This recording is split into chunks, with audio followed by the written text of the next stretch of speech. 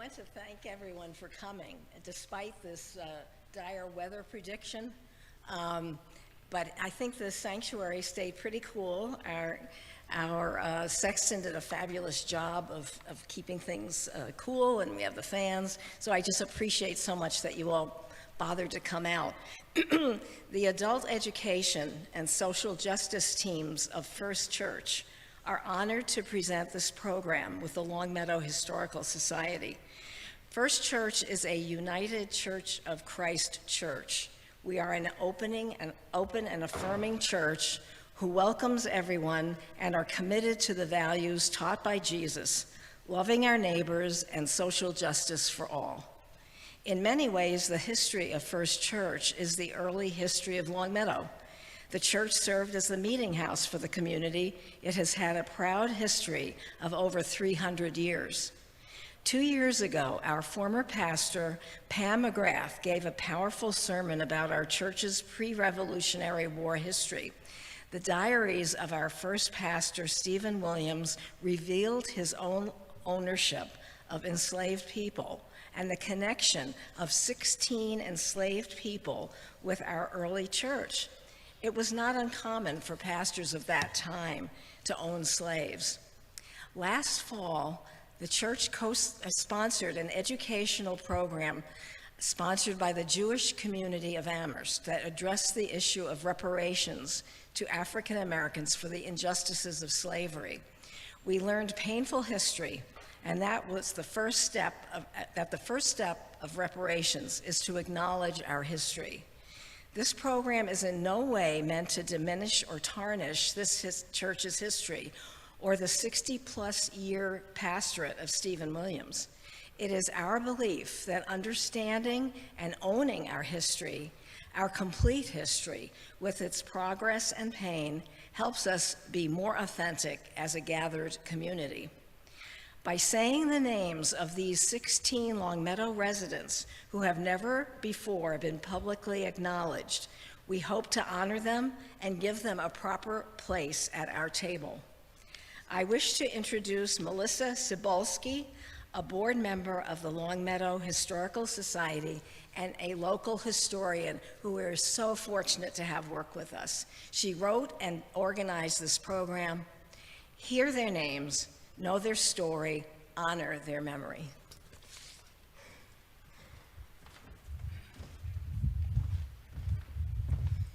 Thank you, Helene, and First Church Adult Education and Social Justice teams for inviting us here today. I do think we should take a moment to perhaps, if you have your cell phones on, turn them off. This is a good moment to do that.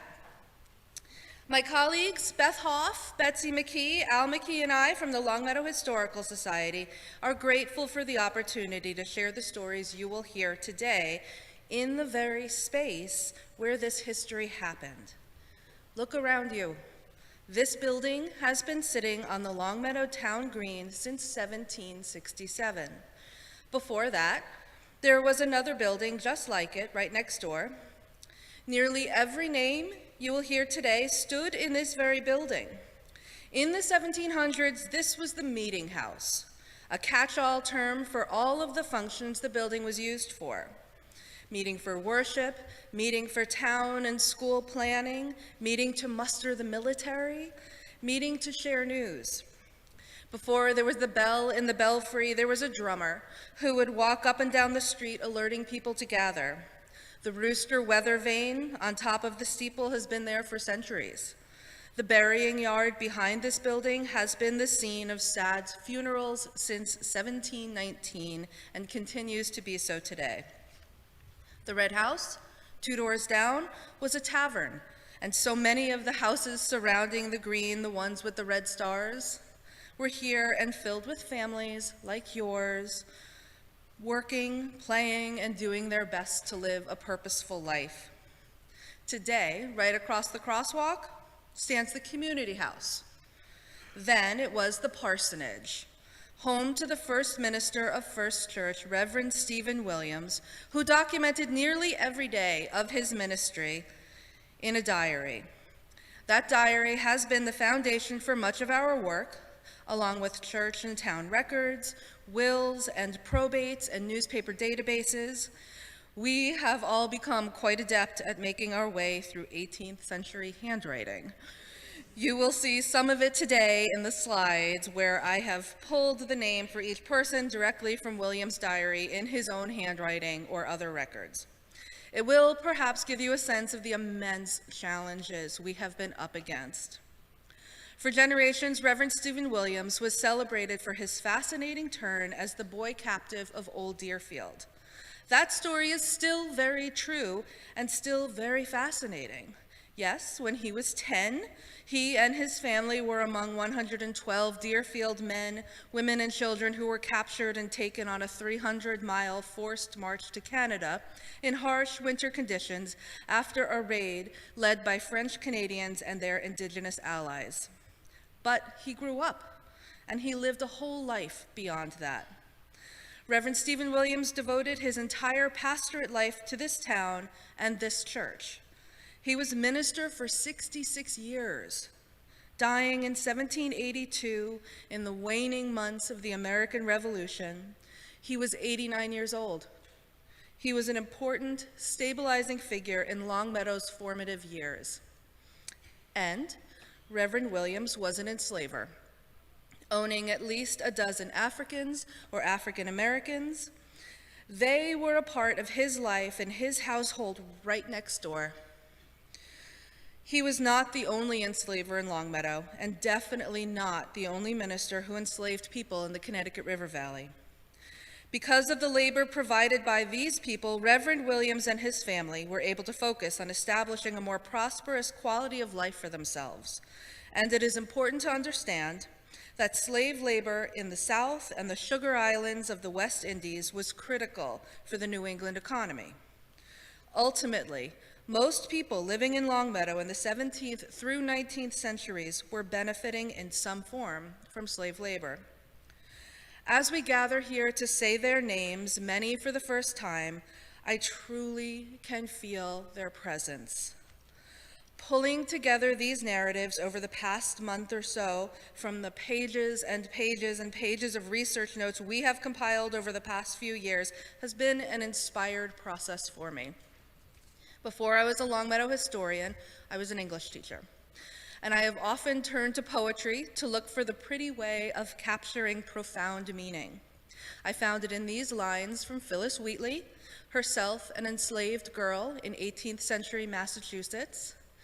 In the poem to a young African painter on seeing his works, she wrote, "But when these shades of time are chased away, and darkness ends in everlasting day, on what seraphic pinions shall we move and view the landscapes in the realms above? There shall thy tongue in heavenly murmurs flow, and there my muse with heavenly transport glow." These 16 voices have been my seraphic muses throughout this process. Today you will hear their names and what we know about their stories. And please know there are more than 16 people who lived a life of slavery in Longmeadow. Today is just a start. Today, you will hear about those we know who were either owned by the First Church minister and or present in First Church records. I ask you to take a moment, turn around, notice the southwest gallery balcony. That was the Negro Gallery, where Stan's equipment is. That was the Negro Gallery. That is where they sat. And today I feel their spirit with us. Let us tell you about them. Nicholas. The first person known to be enslaved by Reverend Stephen Williams was a child named Nicholas. Williams was 23 years old, and in the first year of his ministry when he took possession of the boy. We don't know where Nicholas came from or who his parents were or how he came to be separated from them. Though it is impossible to know exactly how old Nicholas was at the time, Williams' language indicates that he was young by referring to him as, quote, "my lad that I have bought," quote, "my poor boy," quote, "my little boy." What I do know is that Nicholas was unhappy, perhaps even miserable, which is only natural considering he was just a child. Of the approximately 11 times Reverend Williams mentions him in his diary, most are to comment about Nicholas being disobedient or deceitful. In February, Williams wrote, quote, "This day I had somewhat of the ill carriage of my boy Nicholas, and so was forced to correct him in the evening. Yet he seems to be penitent and promises reformation. I hope he will reform. I pray God to direct me to do my duty with respect to the lad." For good or bad, Nicholas gained a mistress when Williams married Abigail Davenport in July. Like her husband, the minister's new wife grew up in a home where enslaved people were part of the household landscape. What did her presence mean in young Nicholas's life? Judging by the diary, a month into the marriage, it was not a happy household. August 1st, 1718, quote, "I had the occasion this day to correct my boy for his disobedience. I am concerned about him. What shall I do with him? He is so unlucky and unfaithful." August 2nd, quote, "This day more complaints come in against my boy. I don't know what to do with him." August 8th, 1718, quote, "This day my boy Nicholas came home from work and said he was not well. I was somewhat thoughtful he was only lazy, but I perceived afterward that he was much amiss, had a considerable fever." Nicholas spent much of the month of August suffering from a lingering feverish illness. Within 2 months, Nicholas was sold away, likely to someone up in Deerfield. How did Nicholas feel about leaving the Williams household?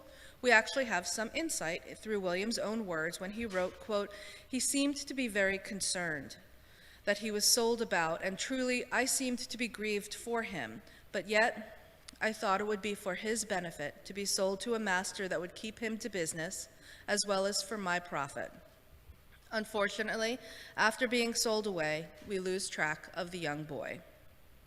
Nicholas, today in front of this congregation, we say your name. We see you and we honor you.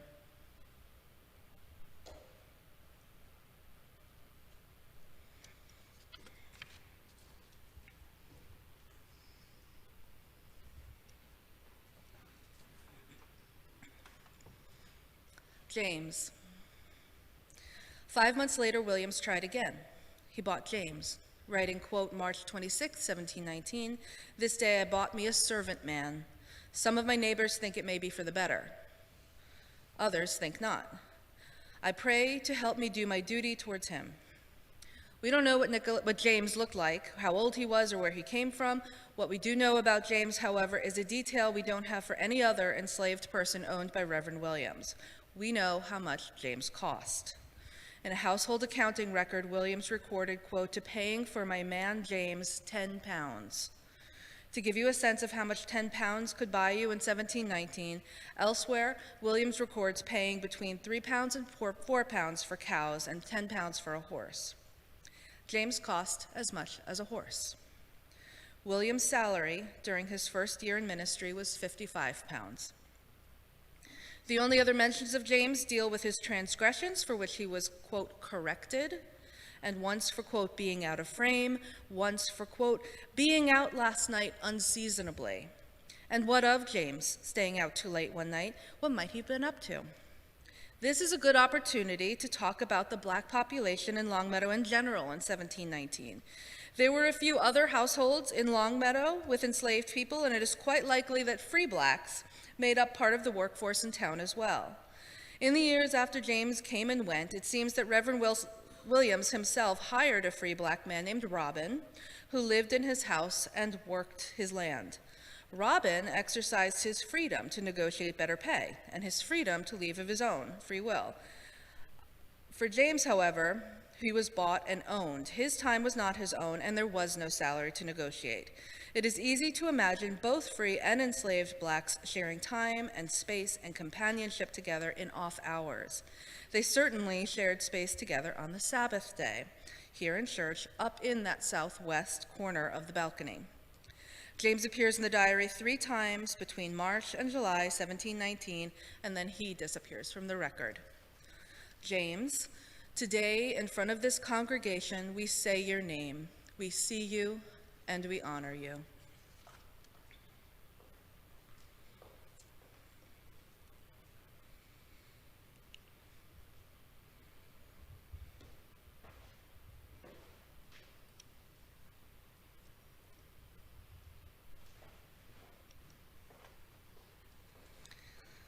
Phyllis.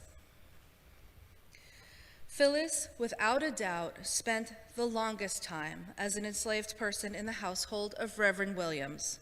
For nearly 50 years, she lived and worked under his roof in the parsonage, again, right next door. She arrived as a girl, bore at least one child, lost at least one child, and married a man enslaved in another household in town. Phyllis first appeared in February 1728 when Williams and his wife were in their 30s and parents to 4 young children, though during the course of Phyllis's life, the minister and his wife would welcome 4 more. It's unknown how old Phyllis was when she arrived, but in those first years, Williams refers to her as, quote, our Negro girl. Perhaps it is Phyllis who is the, quote, Negro wench, who bore a child out of wedlock 2 years later, causing the minister to worry that there has, quote, been sin and trouble. You will hear more about that child shortly. 8 years after this birth, Phyllis perplexed Reverend and Mrs. Williams by expressing her desire to marry an enslaved man in town named Peter, who was owned by Captain Colton. More than a year later, Williams was still anxiously pondering the matter and says that the town was, quote, uneasy over the situation, and his wife was, quote, averse to it. Church records indicate that Phyllis and Peter did ultimately get their wish to marry, but not until 6 years and many pleas had passed. They were never able to establish a household together as husband and wife. Phyllis was baptized at First Church, made a public profession, and was admitted into communion at First Church, married at First Church, and in death was buried out of First Church.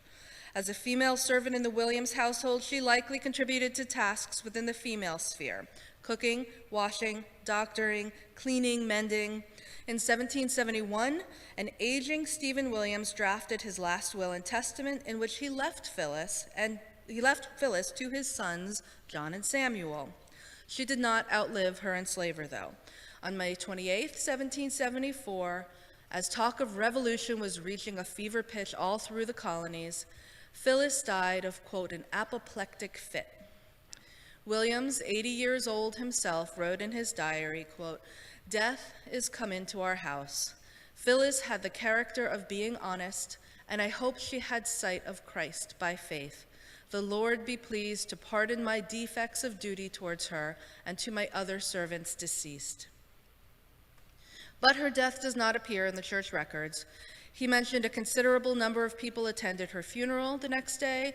However, there is no headstone in the cemetery marking Phyllis's nor any other enslaved person's final resting place. They are likely buried there today, along with countless other unmarked graves of Longmeadow residents whose situations, whether financial or social, prevented them from receiving permanent markers. Phyllis, today, in front of this congregation, we say your name. We see you and we honor you.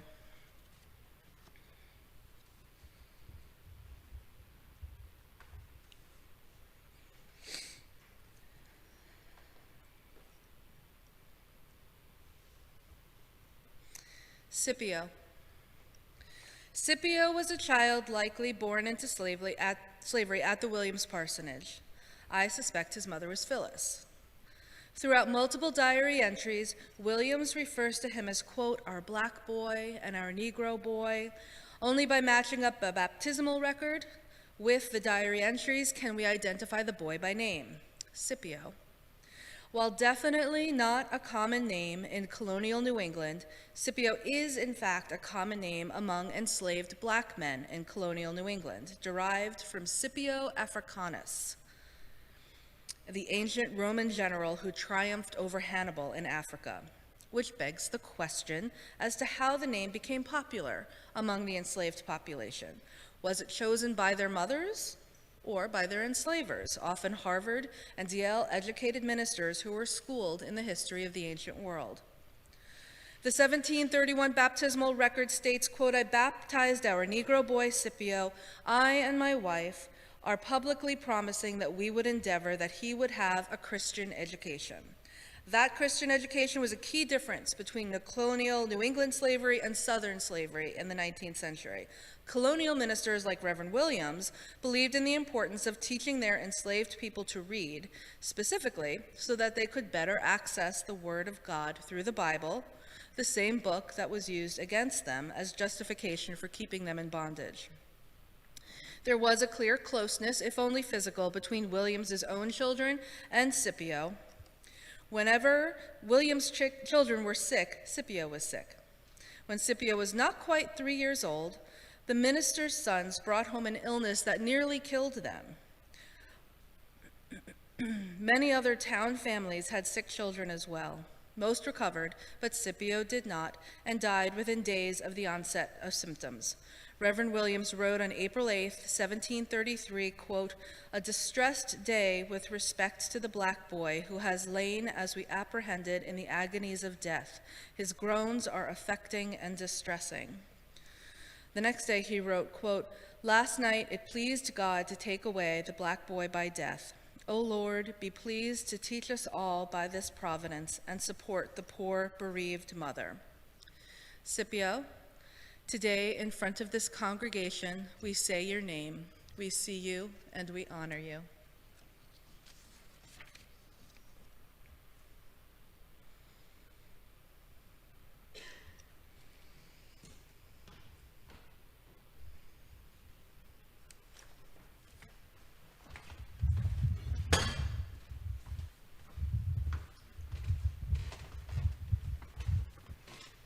Stamford. Stamford, though sometimes called Stanford, was an enslaved man who first appeared in the Stephen Williams diary in July 1734. It would appear that Williams acquired Stamford unexpectedly from a mysterious S.W. Esquire B., as noted in his diary. Williams fretted that the purchase put him into debt. According to the diary, quote, "S.W. Esquire B. informs me that he has bought me a servant.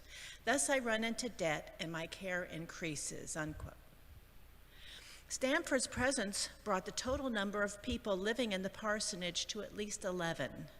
Phyllis was there, and Reverend and Mrs. Williams, and their 7 children. An eighth child, Nathan, would be added 1 year later. It is during this time that as many as 3 indigenous boys also joined the household. They came from Stockbridge, where Reverend Williams was working to establish a school for Mohican boys so that they could receive a Christian education. We believe that Stamford also would have been taught to read if he didn't already know how. Just like the Mohican Stockbridge boys, as Melissa said, it was important for all enslaved people to be able to read so that they could read the Bible and better come to know the Word of God. Stamford was bought to be a farmhand. Most diary entries mention his work in the fields alongside the minister's sons, as well as the injuries he received or that he narrowly avoided. In 1734, we learned that, quote, "This day Stephen and the Negro man were remarkably preserved when in danger by the overturning of a cart with a plow in it," unquote. And then in 1735, quote, "Last night Stamford was remarkably preserved when he fell from the mow. He is something bruised," unquote. 2 years after Stamford arrived, Williams writes of being troubled about how his oldest son, then 16 years old, was using his power toward Stamford.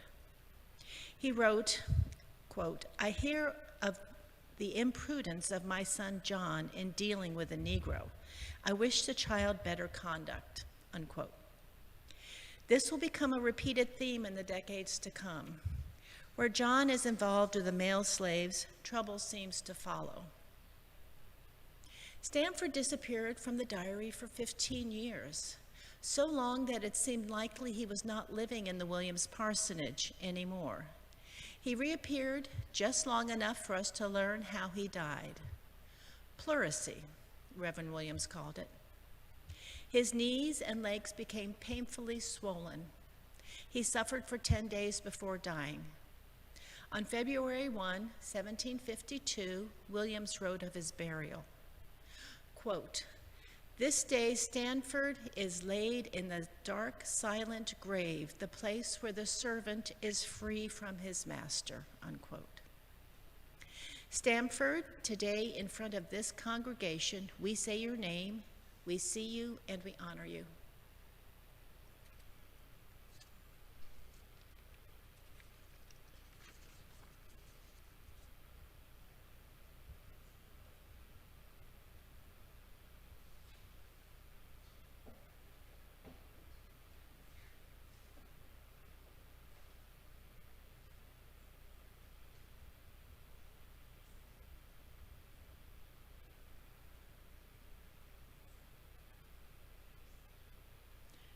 Tobiah.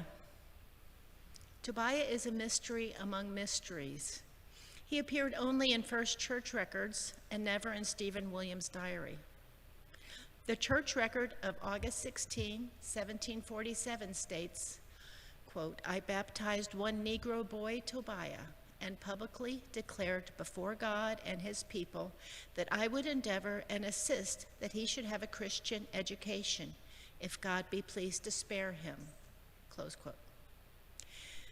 This language indicates that Williams was assuming responsibility for raising the boy. It is unclear how young Tobiah was, where he came from, or if he was born of an enslaved mother here in Longmeadow. We know nothing more of Tobiah than his name and date of baptism here at First Church. Tobiah, today in front of this congregation, we say your name, we see you, and we honor you.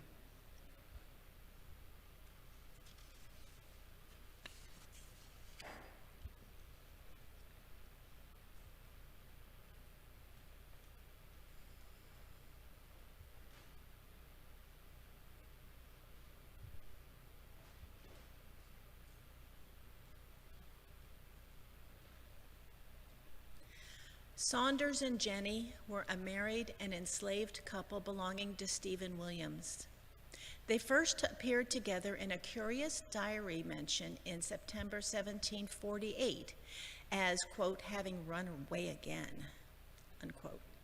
Again is an important word here, and one which makes his entry curious.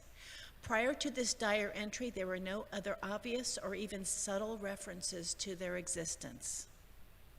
The 14-year period when Jenny and Saunders are in the Williams family is an incredibly busy one in Williams' diary. His children are getting older, marrying and establishing their own households. The town is growing. Williams is frequently called on to act as a respected leader in the greater Congregationalist world. And the Massachusetts Bay Colony is mired down in King George's War and the 7 Years' War. During Saunders and Jenny's life in Longmeadow, as many as 6 enslaved people shared the labor with them at the parsonage and in the fields belonging to Reverend Williams and his eldest son, John. Reverend Williams was a mature 54 years old when Jenny and Saunders ran away again, and his son, John, was running a farm and had a family of his own in Somers. From the 1740s through the 1770s, their enslaved people frequently traveled between the two households. When they ran away, they never got too far. John was sent in pursuit one time, but they returned on their own a few days later, saying they had only wandered in the woods. The diary states, "Saunders came hither. He and his wife wandered in the woods till the Sabbath. I fear they are great liars," unquote. Saunders tried to run away again in 1752, but was captured and returned. Jenny died in 1761 at John's house after a long fever. Williams wrote, "Jenny died last night. The Lord be pleased to sanctify the providence to Saunders and to all her descendants, and to my son's family, and to all of us that had a concern with her and her descendants," unquote. That word descendants is striking. Did Jenny have descendants? Where were they? Were they taken from her when she and Saunders went to the Williams house? Or were they taken from her while she was there? These are answers we almost certainly will never have. Saunders died 1 year later in 1762. "Poor old Saunders," Williams wrote, perhaps the only clue to his age. He died at 3 o'clock in the morning of December 6th. Prayers were held for him at John's house, and they attended him to the grave. Like Jenny's descendants, we will never know where his grave is. Jenny and Saunders, today in front of this congregation, we say your names. We see you and we honor you.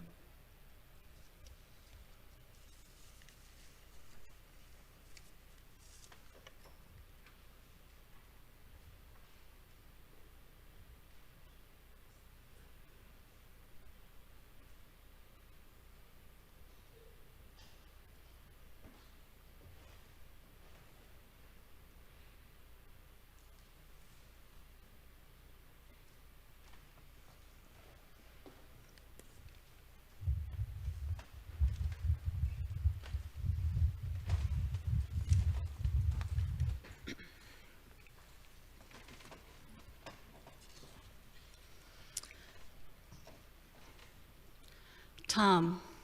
Tom was an enslaved person owned by Reverend Stephen Williams, who first appeared in Reverend Williams's diary within 2 years of Stamford's death. He joined Phyllis and Saunders and Jenny, and like them, we don't know where he came from or under what circumstances. The first time Tom was mentioned, he was, quote, violently ill, end quote.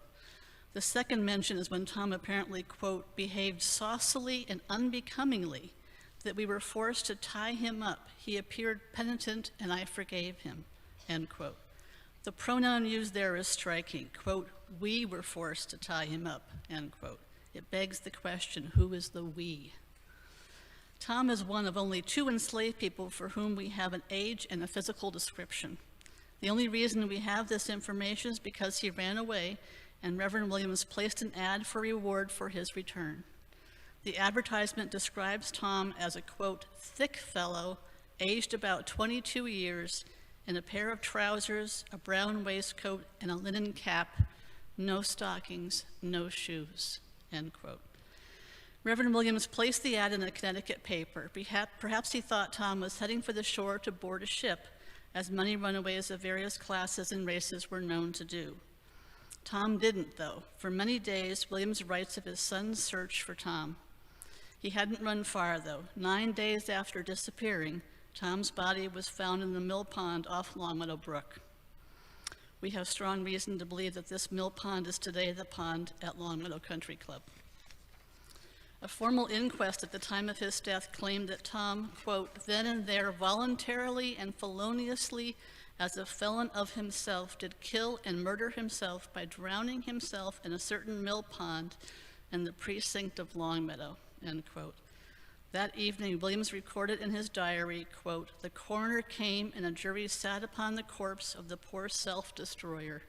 Oh, what wretched creatures are we, how full of sin, end quote. Tom's only freedom came in his decision to end his own life. Tom, today in front of this congregation, we say your name, we see you, and we honor you.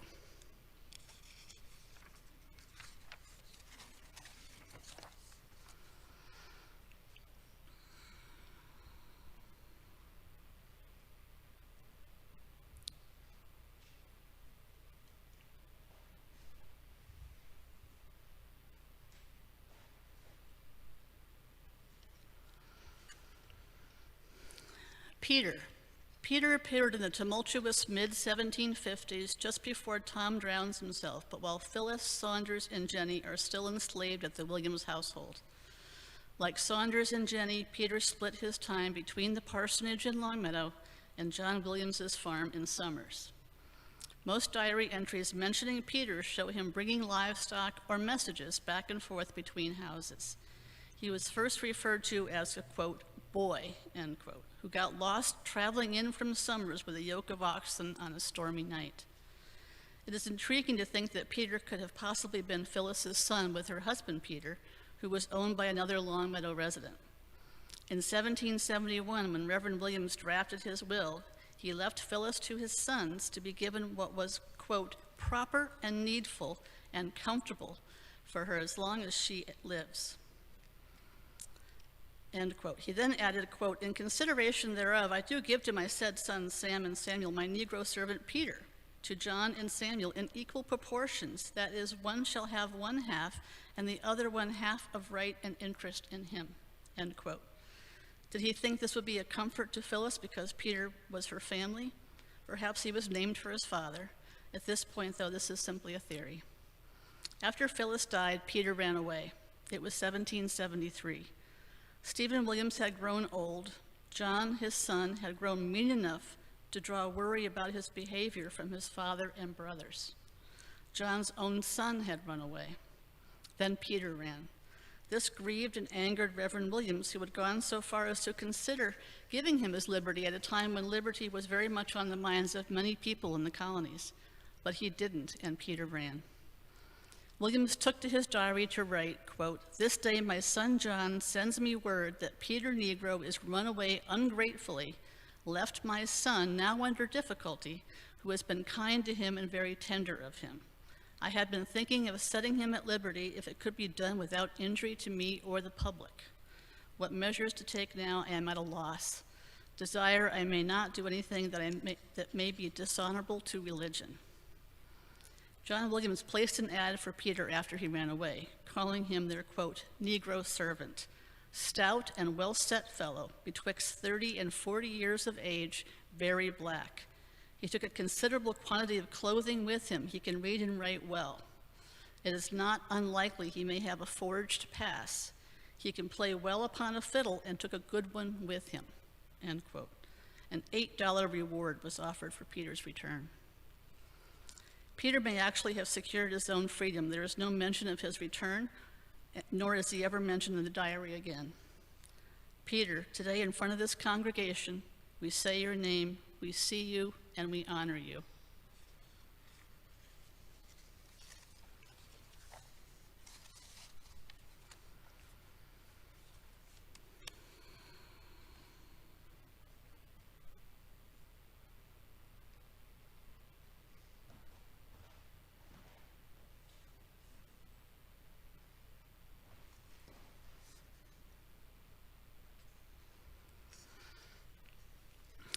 Cato. Cato, like many of his enslaved brothers and sisters, first appeared in Stephen Williams's diary in a time of illness. Of all the enslaved people that crossed the pages of Reverend Williams's diary, Cato seems the most distressed. In 1759, 1 year after he first appeared, Cato approached Reverend Williams and asked to be sold. He didn't ask for his freedom, he asked to be sold. He wasn't. 1 year later, Cato entered Williams's study asking what was to be done with him after his master died. Quote, this day poor Cato asked what he shall do when I am dead, who he shall live with, end quote. This is a reasonable question considering Reverend Williams was nearing 70 years old in 1760. A year later, Cato appeared again in Williams's study to ask another version of the same question.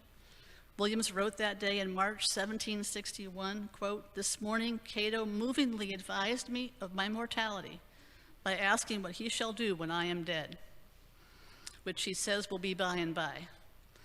The Lord help me to realize this and give me repentance and new obedience till my change may come, end quote. It seems Williams worried over his own mortality while Cato worried over his own future.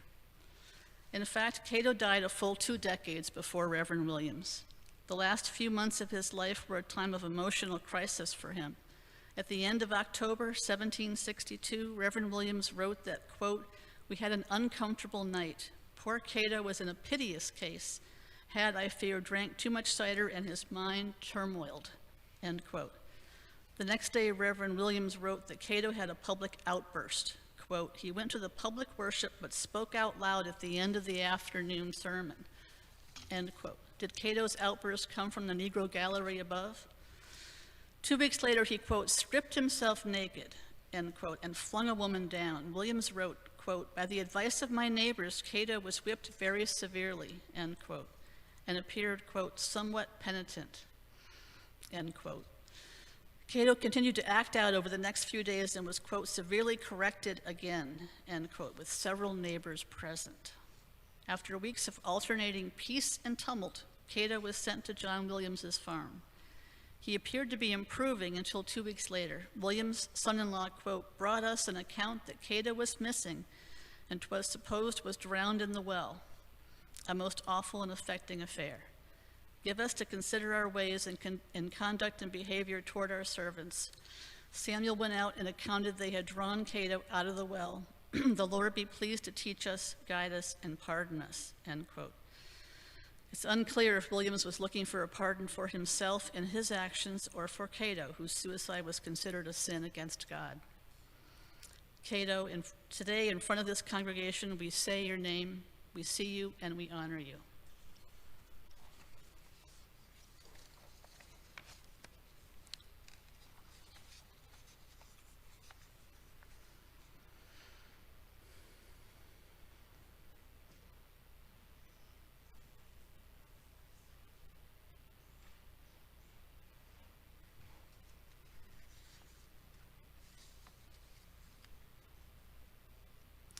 Joseph.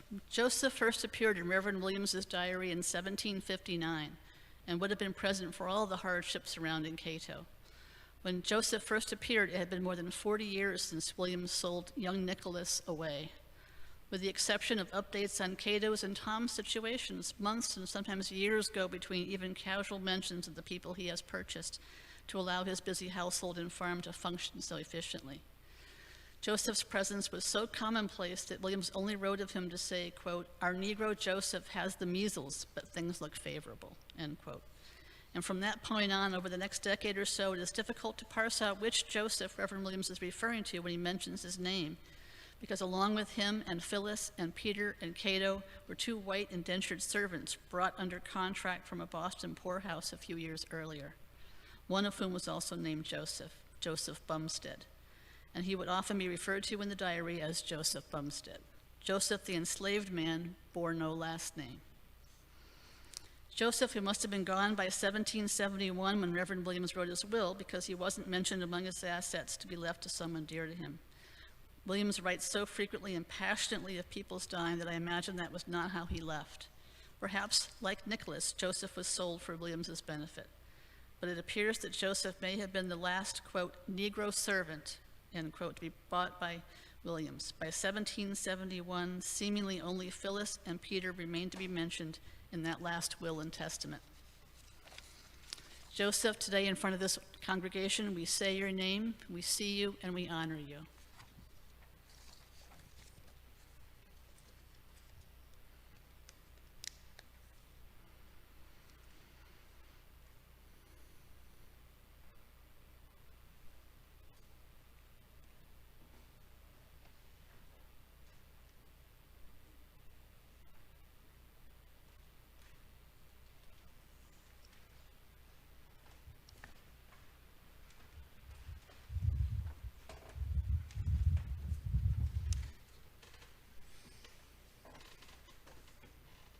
Reverend Williams was not the only enslaver in the town of Longmeadow in the 18th century. What follows are the names and stories we have been able to piece together for 4 more people known to have been held in bondage and baptized into First Church. They would have sat in the, quote, Negro balcony, closest to the little boys and the large boys. Imagine the experience. The next enslaved person to tell you about is our second man named Peter. He was identified as, quote, Negro servant to Sergeant John Cooley in February 1734 when Reverend Williams writes of baptizing him in his diary. The Cooleys are among the earliest settlers of Longmeadow.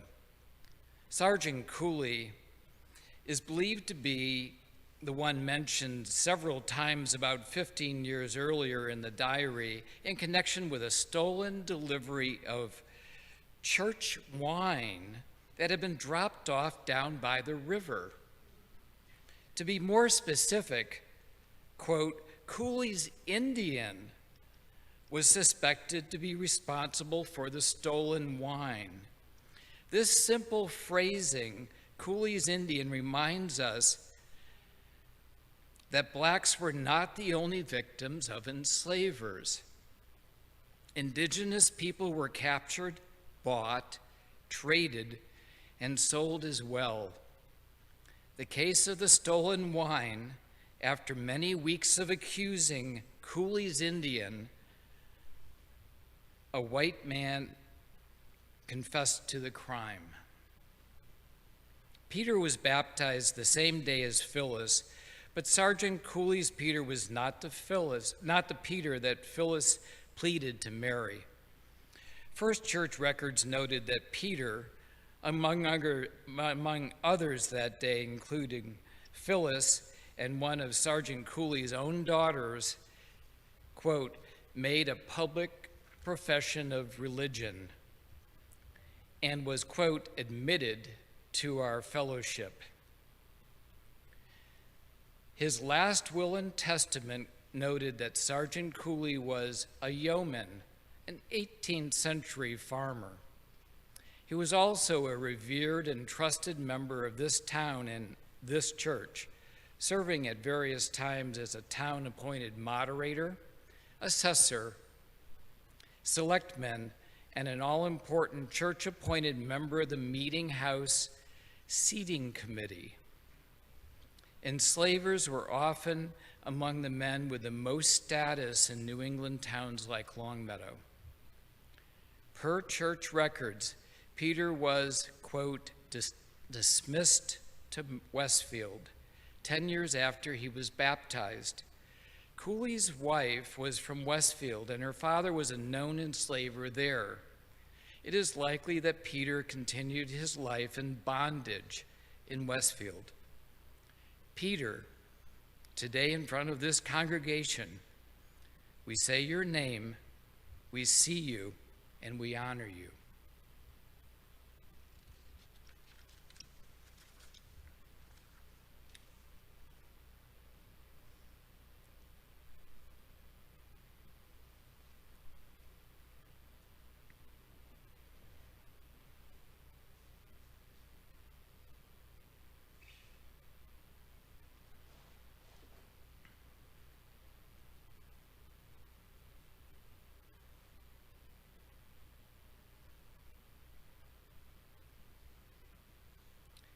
Caesar was an enslaved person baptized into this church in June 1741 and identified as, quote, a Negro servant to Captain George Colton. Caesar appears to have been in town for at least 35 years and is an example of a person we were able to trace in multiple places: William's diary, church records, town tax documents, and a merchant's ledger book. Reverend Williams recorded his baptism with a prayer with no hint of irony, quote, Lord, let them be thy free men, and graciously preserve and direct them. Town tax records in 1751 indicate that, along with livestock, Captain Colton paid taxes on Caesar. 5 years later, Captain Colton drafted his last will and testament, bequeathing Caesar to his widow and his eldest son, Timothy. Timothy profited off Caesar's labor in many ways, including financially, when he hired him out to merchant Samuel Colton for a period of months from 1769 to 1770, approximately 30 years after first appearing in church records. In February 1775, just 2 months before the first battle of the American Revolution in Lexington and Concord, Reverend Williams set pen to paper in his diary and wrote of his concerns over Caesar. Quote, I stayed the church and proposed to them whether it was not our duty to do something with Caesar Negro that had been kept from the sacrament of a long time. Some proposed to have a church meeting called to consider of various difficulties among us and press the matter. Told the church I was willing to call a church meeting. It is not clear what kept Caesar from communion then, or if he was welcomed back. Caesar, today in front of this congregation, we say your name, we see you, and we honor you.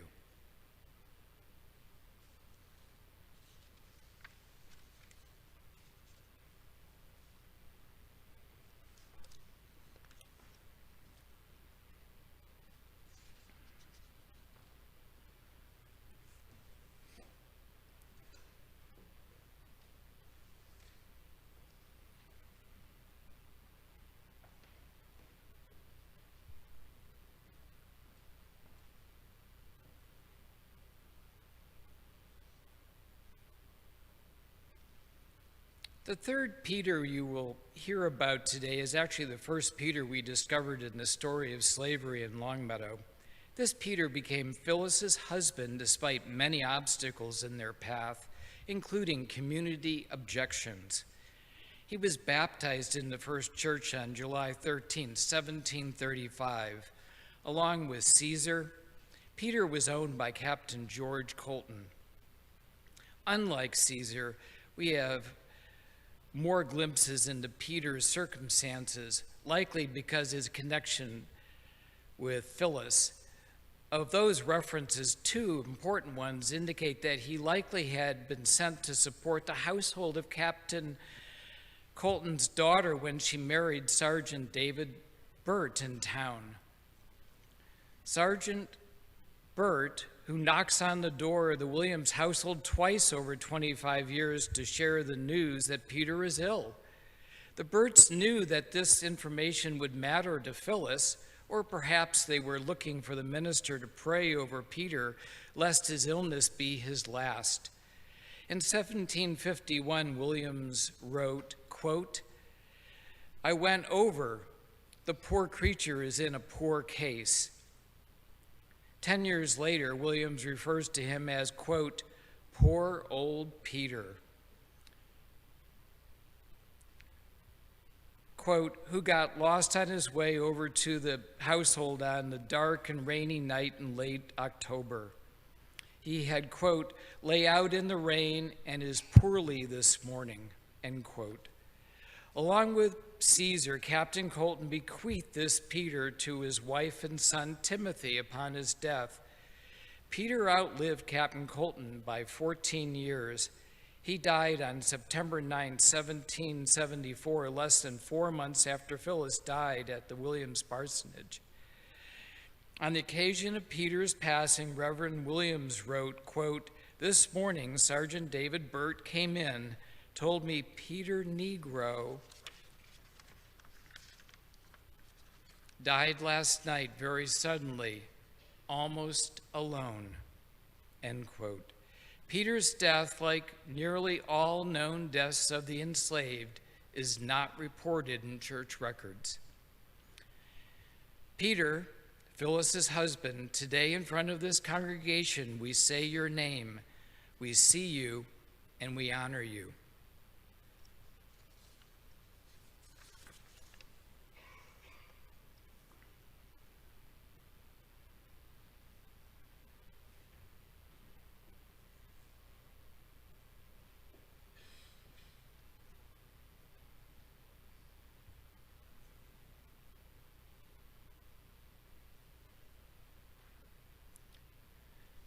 The final enslaved person you will hear about today is Zickery. Tracing Zickery through Longmeadow and perhaps beyond has been a journey through varied spellings and plain old misspellings, various wills, probates, and online genealogical and newspaper databases. Within a 10-year period, Zickery would pass from Nathaniel Bliss to Joshua Field, from Joshua Field to his brother Thomas Field, and then from Thomas Field to his son Moses Field, all of Longmeadow. Zickery first appeared before us in 1737 in Nathaniel Bliss's last will and testament, where Bliss states, quote, "I give and bequeath also to my beloved cousin Joshua Field my Negro boy Zickeries, as also my cart plows, harrows, chains, axes, hoes, scythe, sickles, yea, all my husbandry tools or implements, whatsoever to him and his heirs forever," end quote. When Bliss died, his probate valued, quote, "one Negro called Zickery, 110 pounds, unquote. Zickery was admitted to the First Church of Christ membership on the same day as Caesar. It would appear that Zick took his faith seriously because he appeared at Reverend Williams' door one July morning soon after his baptism. Williams wrote, quote, "Poor Zick comes to me this morning giving me an account of his distress. The word touched him yesterday," end quote. The last record of Zickery in Longmeadow is in 1747. However, a curious lead has popped up in Simsbury, Connecticut. 13 years later, in yet another man's will, Joseph Phelps of Simsbury states in his will, quote, I do order that my Negro man servant Zachary and my Negro woman servant Kitty, that our husband and wife shall not after my decease be parted asunder, but have liberty to choose their master and mistress among my children to live with." End quote. Though we have found no link between Phelps and Moses Field, it is possible that this is the same Zachary. And if it is indeed the same Zachary, it is likely that this man had enlisted in a Connecticut battalion to fight for 3 years in the American Revolution. The math would make sense if Zachary truly was a boy in 1737 when Nathaniel Bliss first mentioned him in his will. More work needs to be done to look into this connection, but if true, it is exciting to think that in his 50s, Zachary could have fought for such an important cause. Zachary, today in front of this congregation, we say your name, we see you, and we honor you.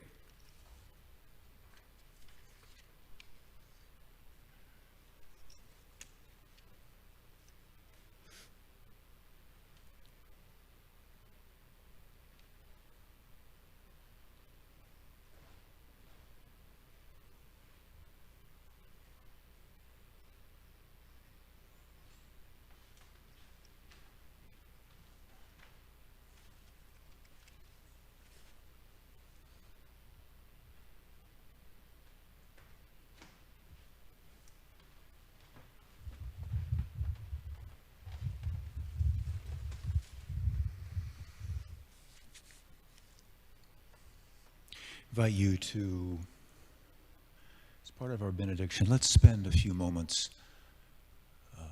of quiet, of silence, holding these names and these human beings up to the light.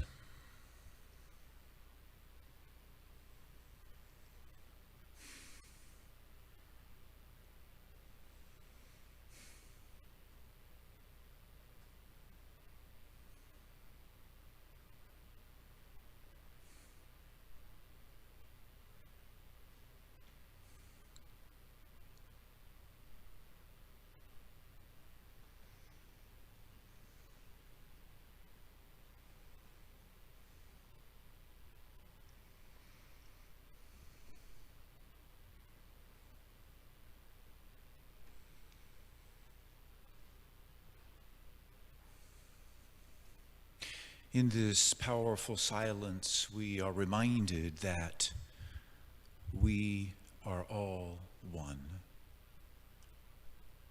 The Judeo-Christian scriptures in the book of Genesis claim that all human beings bear the image of God.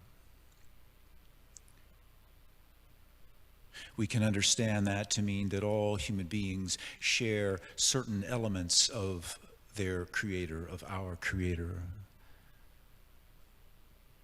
That of the ability to show compassion, to offer and accept forgiveness, to be brave, and also a certain moral sense to know what is right and what is wrong.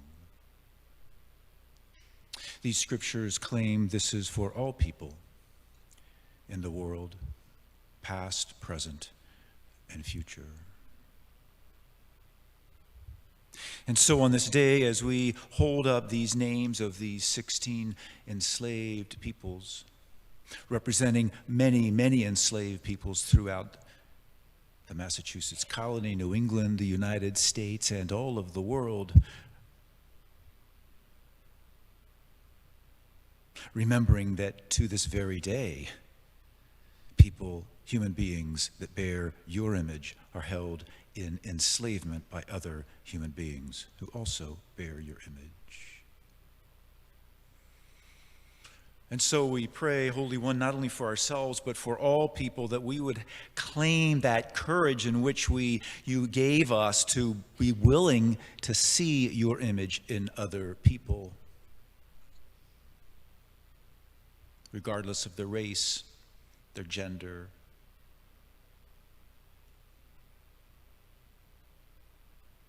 to whom they are attracted, their sexual identity, all of that. All of these you are created by you. And so, gracious God, we know better, and so help us to do better. We thank you for gathering us here today. We thank you for this ritual and for this space to do it in. And as we go now, may we go with heavy hearts and yet also with repentant hearts and also with inspired hearts to know that you claim us and want to use us for vehicles of your good in this world for every day that is to come. In your many names, amen.